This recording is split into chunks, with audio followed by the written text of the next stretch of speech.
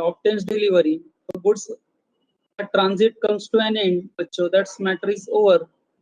Second, buyer obtains delivery before arrival of goods at destination. बच्चों याद है जयपुर वाला एग्जाम्पल? गुड्स पहुंचने थे दिल्ली, लेकिन बायर या एजेंट ने बीच में ही गुड्स को आकर अपने पास से ले लिया, ट्रक वाले के पास से ले लिया. बच्चों don't you think transit comes to an and?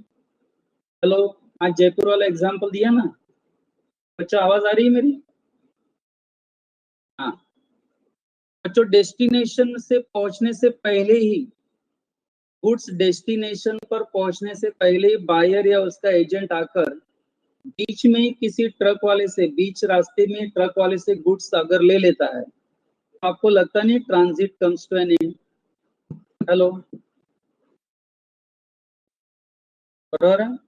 अच्छा, इसको भी आप transit comes to an end ऐसे अजम्पशन करेंगे.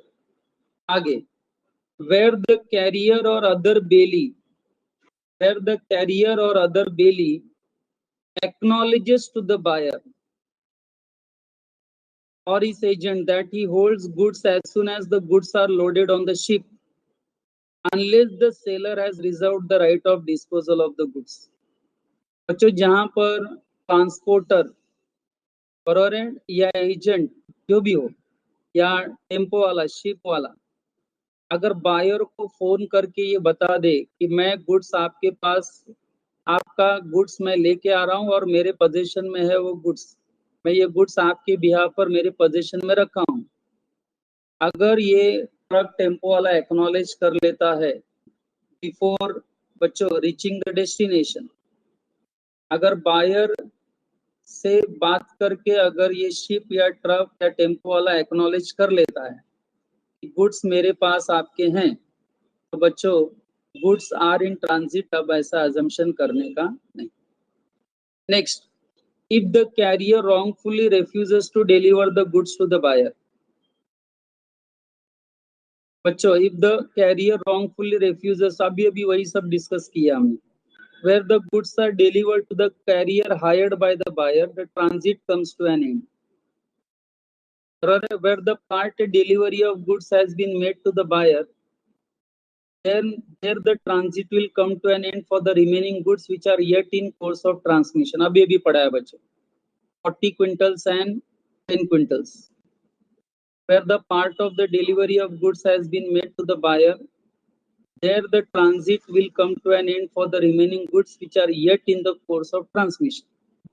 तो ये सब मैं फास्ट पढ़ रहा हूँ क्योंकि ये सब अभी डिस्कस किया. And finally, where goods are delivered to a ship chartered by the buyer, the transit comes to an end. बराबर है, transit comes to an end. ऐसे यहाँ पर उन्होंने लिखा है. तो बच्चों अभी नेक्स्ट पॉइंट जो हम डिस्कस करेंगे वो है how the stoppage in transit is affected. ये मैंने पढ़ाया नहीं है, ये सेक्शन 52 है. How the stoppage in transit is affected. अच्छा, what do you mean by how stoppage in transit is affected?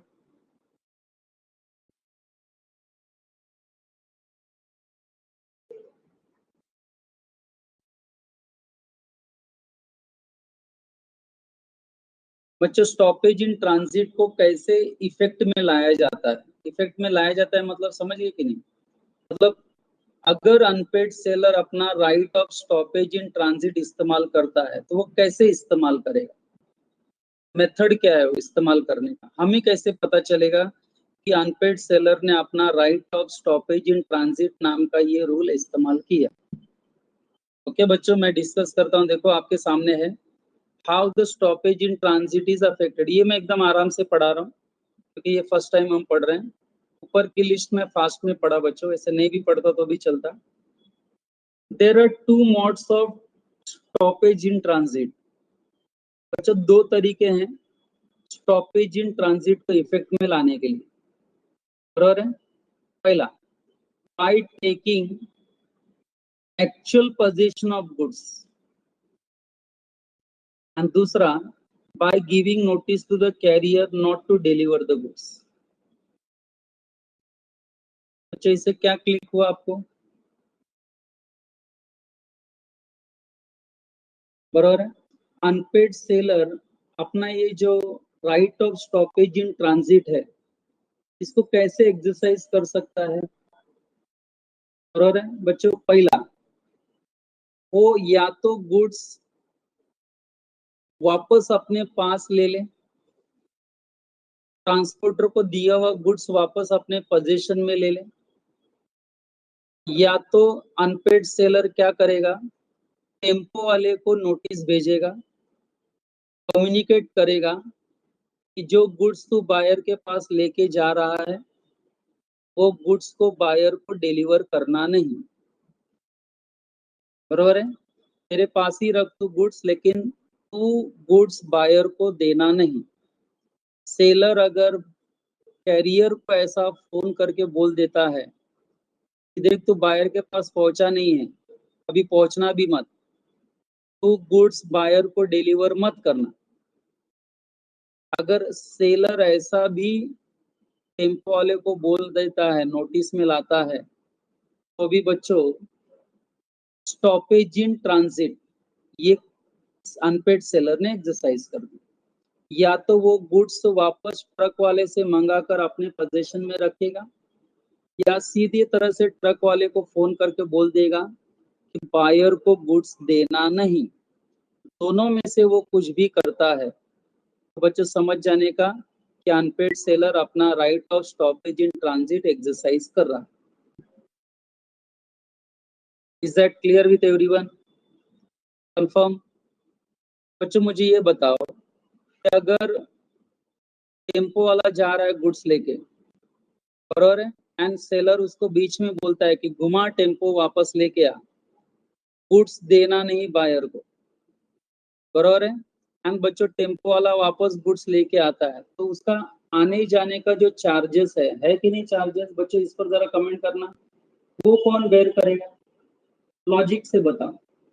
मैं बच्चों एकदम धीरे धीरे आराम से पढ़ा रहा हूँ, मुझे लॉजिक यूज करके बताओ क्या हुआ है।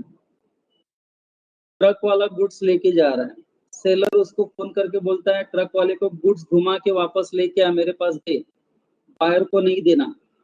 तो ट्रक वाले का जो चार्जेस है ना, ट्रांसपोर्टेशन चार्जेस, ये सब सिनारियो में कौन बेयर करेगा, सेलर या बायर? तो खर्च कौन बेयर करेगा? टेम्पो वाला फुकट तो आएगा जाएगा नहीं। ये बताओ, right of stoppage in transit ये कौन एक्सरसाइज कर रहा है? कौन एक्सरसाइज कर रहा है? सेलर कर रहा है कि नहीं? तो बच्चे ये सारा खर्च भी किसने वहन करना चाहिए? ये सारा खर्च किसने बेयर करना चाहिए? सेलर ने बेयर करना चाहिए कि नहीं? बच्चे यहाँ दो चीजें हैं, अंडरस्टैंड करो।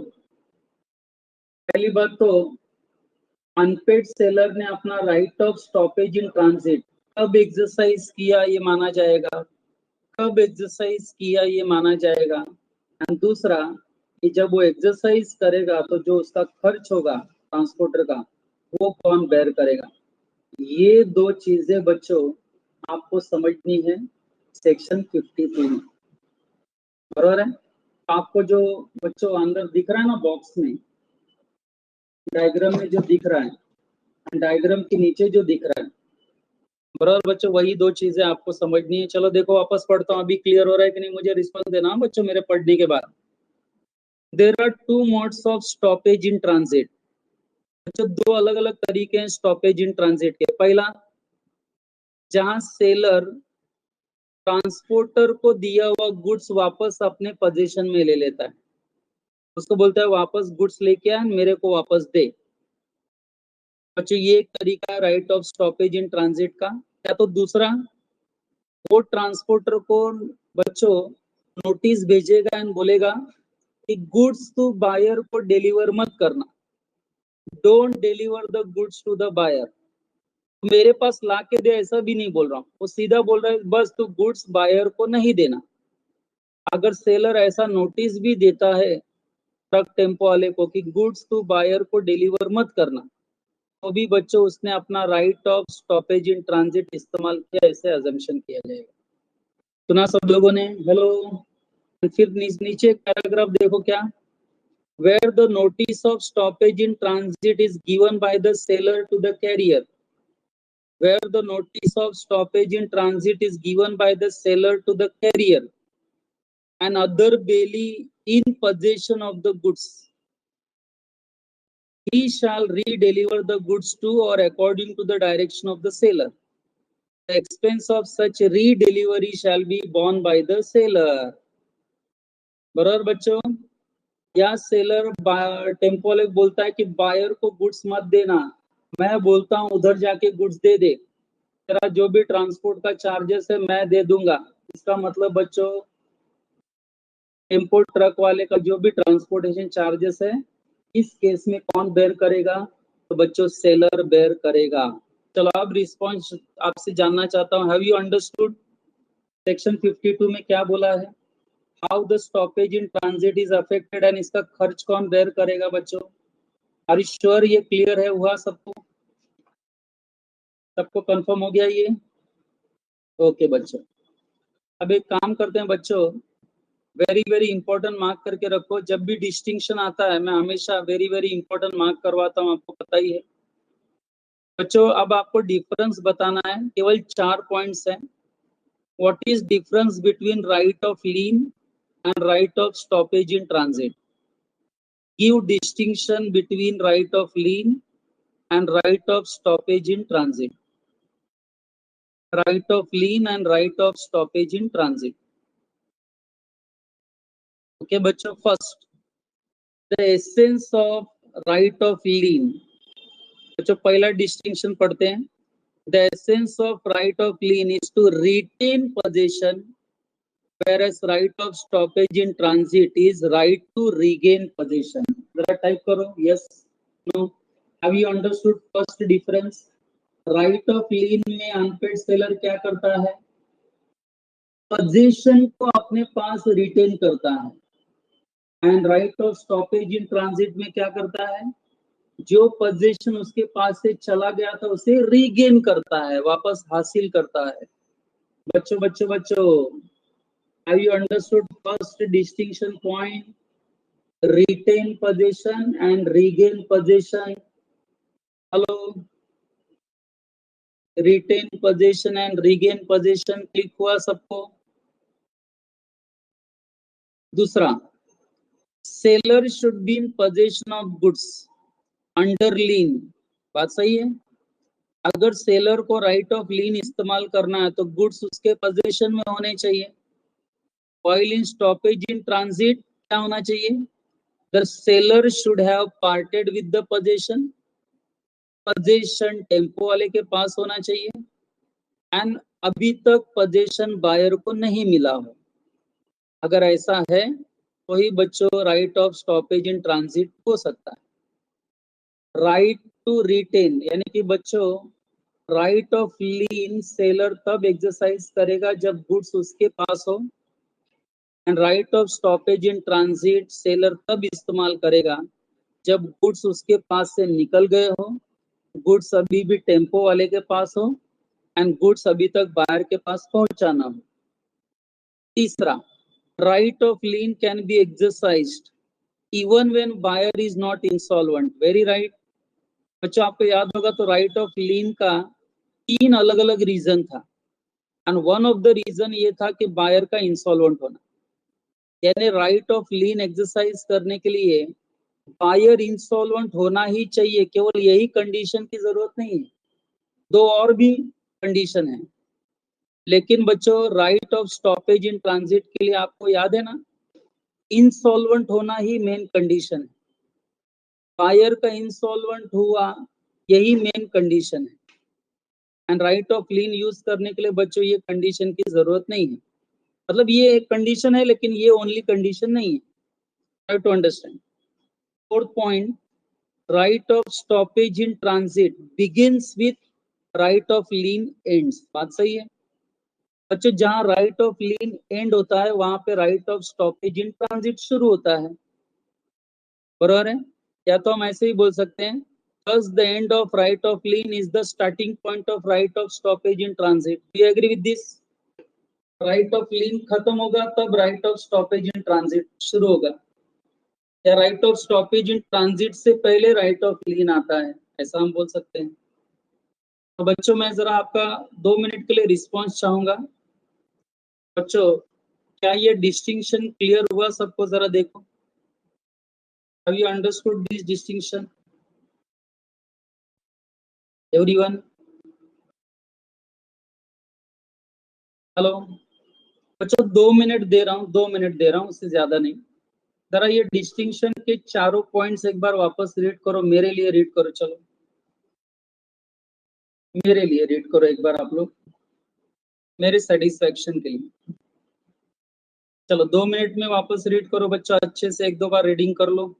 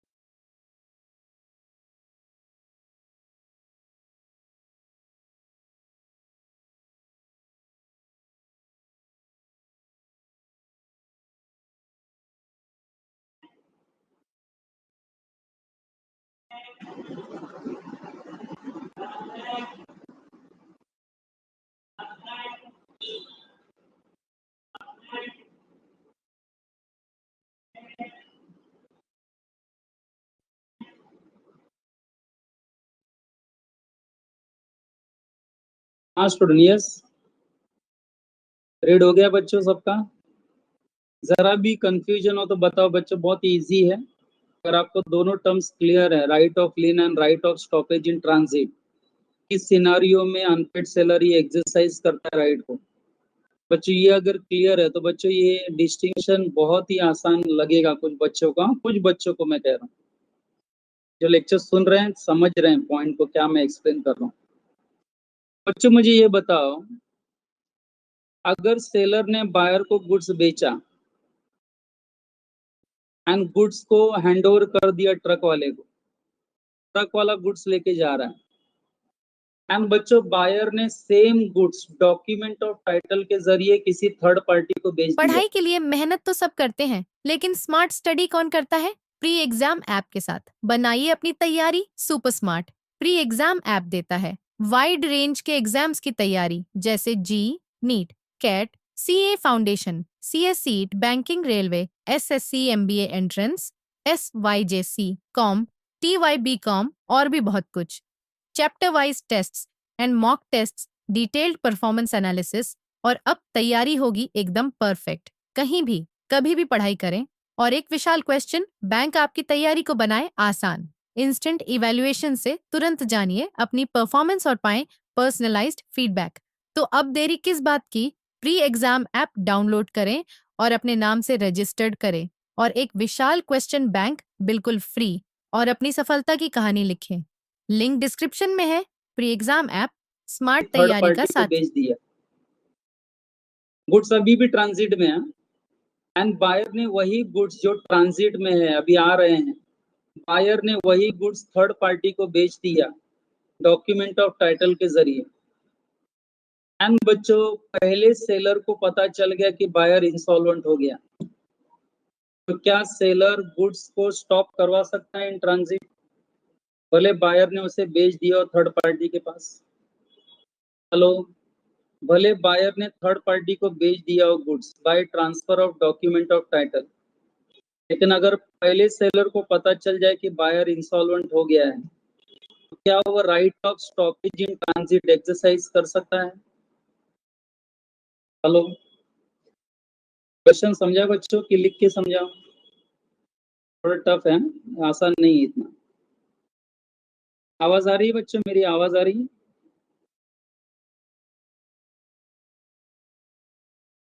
हेलो,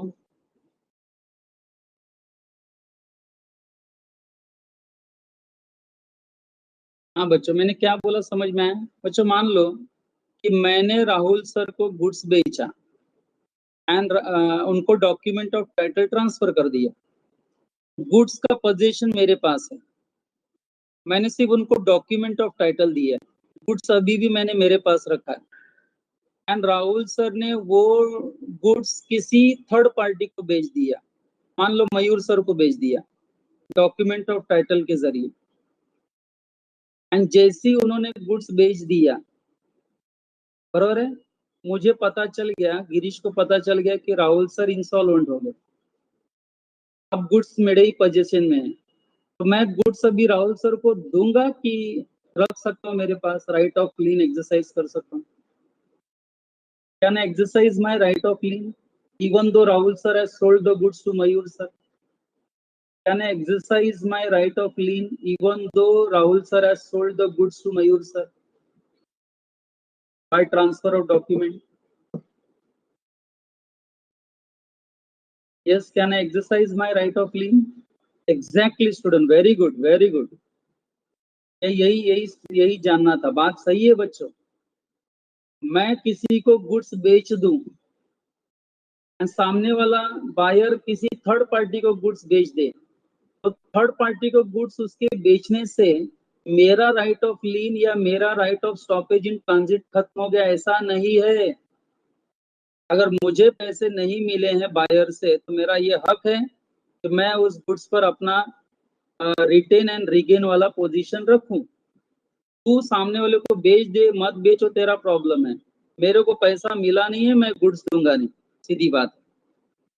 तो बच्चों, बायर के गुड्स बेचने से या बायर के गुड्स प्लेस कर देने से मेरा राइट ऑफ लीन या मेरा right of stoppage in transit खत्म हो जाएगा क्या? हेलो, मेरा क्वेश्चन समझा? बायर के गुड्स थर्ड पार्टी को बेच देने से या बायर का गुड्स बैंक में प्लेस कर देने से क्या मेरा राइट ऑफ लीन या right of stoppage in transit खत्म हो जाएगा क्या? खत्म हो जाएगा क्या? The answer is no. बच्चों, सेक्शन 53 वही कहता है, देखो मैं पढ़ता हूँ, मुझे लग रहा है कि ये आपको समझेगा। देखो सेक्शन 53 में क्या लिखा है, इफेक्ट ऑफ सब सेल और pledge by the buyer.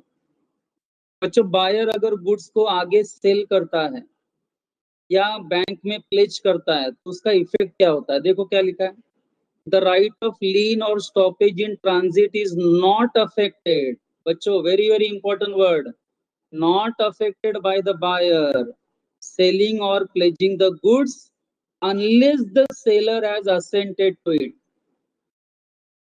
Unless the seller has assented to it. बराबर, जब तक सेलर की खुद परमिशन ना हो बायर को ऐसा करने से। अगर सेलर खुद ही बायर को परमिशन देता है कि हाँ तू आगे गुड्स बेच दे, कोई प्रॉब्लम नहीं है, मैं गुड्स तुझे डिलीवर कर दूंगा, तो बच्चों फिर ऐसे केस में definitely seller is going to lose his right of lien. जो बायर आगे जो गुड्स बेच रहा है वो सेलर की परमिशन से बेच रहा है। मेरा यहाँ क्या कहना है, अगर सेलर की परमिशन ना हो, बिना सेलर की परमिशन से बायर गुड्स को अगर आगे सेल कर देता है, तो क्या सेलर का राइट ऑफ लीन या right of stoppage in transit affect होगा? हेलो, क्या अफेक्ट होगा क्या? The answer is no, affect नहीं होगा बच्चों। This is based on the principle that the second buyer cannot stand in better position than his seller। मतलब बच्चों, जब बायर को ही गुड्स बेचने का टाइटल नहीं है, तो खरीदने वाले को भी गुड्स मतलब गुड्स खरीदने का वैलिड टाइटल नहीं मिलेगा। यानी बच्चे, यहाँ पे जो मेन सेलर है वो गुड्स को डिलीवर नहीं करेगा, डिलीवर कर दिया तो वापस मंगा लेगा, क्योंकि अभी तक उसको अपना पैसा नहीं मिला है।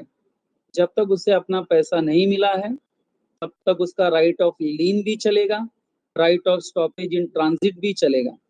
बायर चाहे वो गुड्स आगे बेचता है नहीं बेचता है उसका प्रॉब्लम, बट सेलर का राइट यहाँ अफेक्ट नहीं होगा बच्चों। आगे, the right of stoppage is defeated. ये right of stoppage is defeated if the buyer has transferred the document of title और pledged the goods to the sub buyer in good faith and for consideration. बच्चों ये आपको याद होगा, तो मैंने आपको ये एक्सेप्शनल केस में भी पढ़ाया था। यहाँ केवल एक ही राइट लूज करेगा व्यक्ति, seller, right of stoppage in transit. Seller, unpaid seller अपना right of stoppage in transit तब लूज करेगा जब बायर गुड्स किसी थर्ड पार्टी को बेचेगा by transfer of document of title, and सामने वाला बायर ये गुड फेथ में खरीद रहा है पैसा देके, तो बच्चों खरीदने वाले को वैलिड टाइटल मिलेगा। एग्जांपल देखो,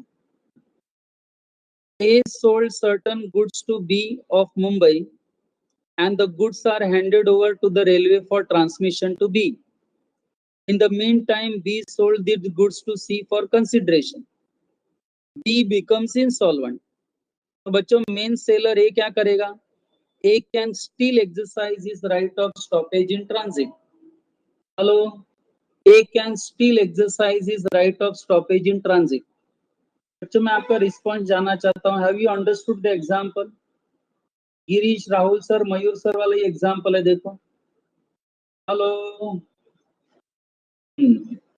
बच्चों भले ही बायर ने गुड्स आगे सेल कर दिया हो थर्ड पार्टी को, लेकिन सेलर को क्योंकि पैसा नहीं मिला है, seller can still exercise his right of lien and right of stoppage in transit.